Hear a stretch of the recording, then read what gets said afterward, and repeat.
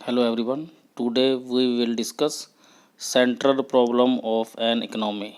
It is a second part of introduction of microeconomics. Those who are new on my YouTube channel, please like and subscribe it to get latest video.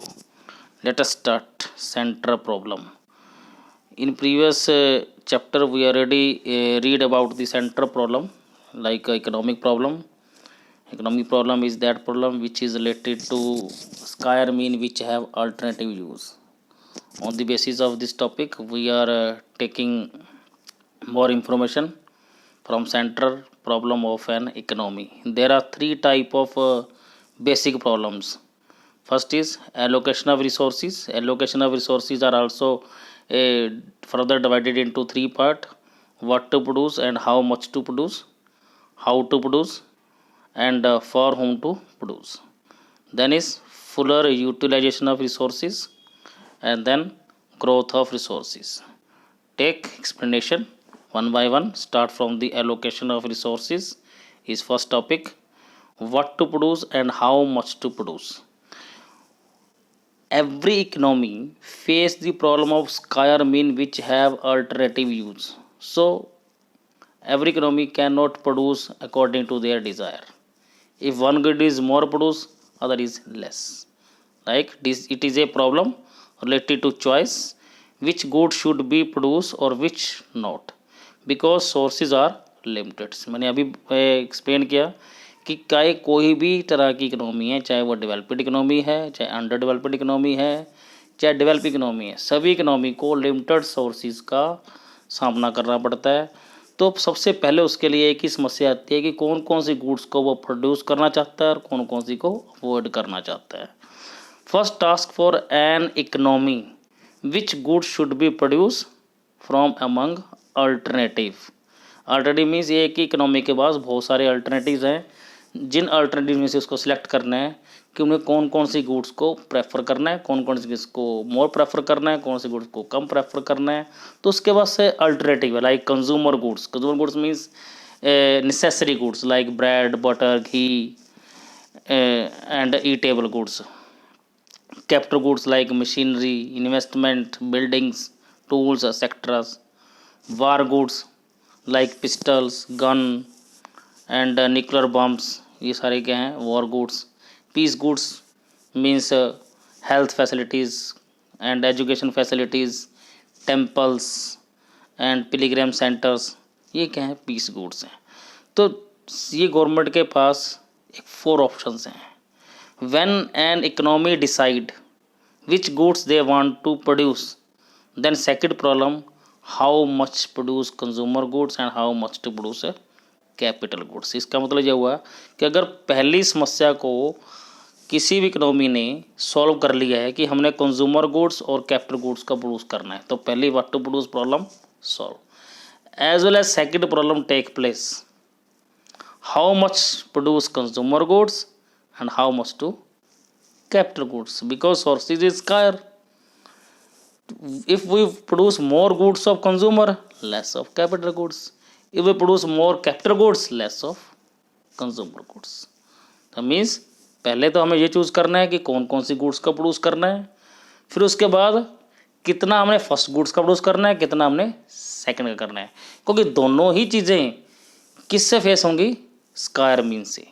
Sources limited हैं.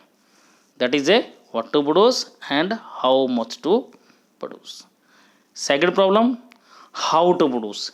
जब मैंने what to produce और how much to produce दोनों को solve कर लिया है, तो अनदर प्रॉब्लम सामने आएगी, central problem, how to produce. How to produce, it is that problem which is related to choice of technique.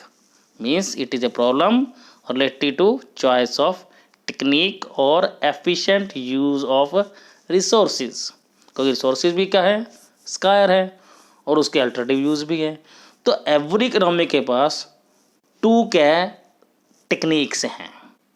There are 2 techniques are available. One is labour intensive technique and second is a capital intensive technique.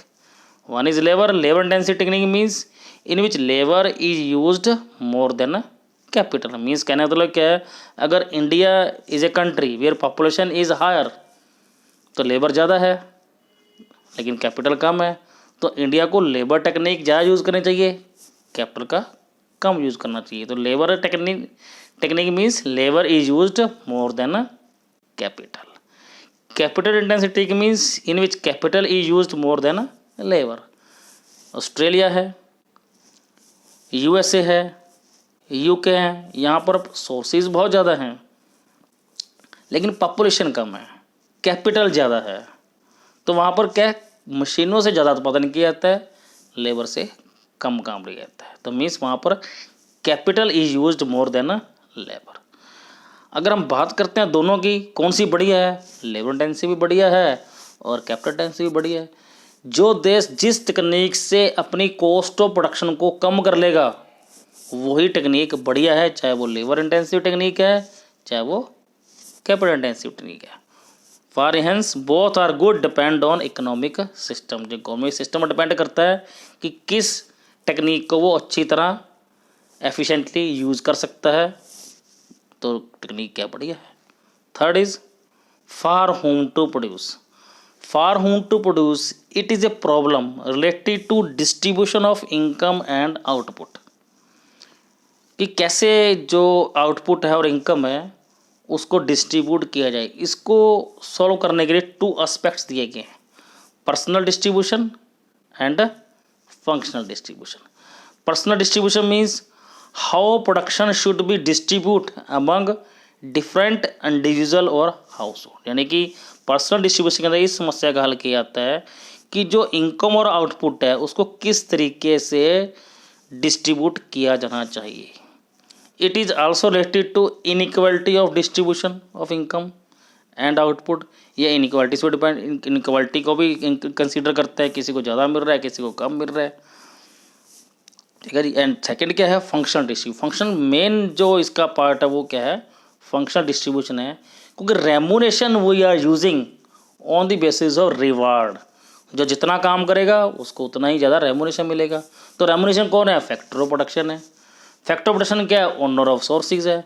तो owner of sources को जिस तरीके से वो काम लेता है उसी तरीके से उसको डिस्ट्रीब्यूट किया जाता है। तो इसलिए how production should be distributed among the factor of production in the term of rent, interest, profit and wages। क्योंकि फैक्टर ऑफ प्रोडक्शन में लेबर को वेजेस दिया जाता है, लैंड को रेंट दिया जाता है, कैपिटल को इंटरेस्ट दिया जाता है एंड एंटरप्रेन्योर्स को क्या मिलता है, प्रॉफिट मिलता है।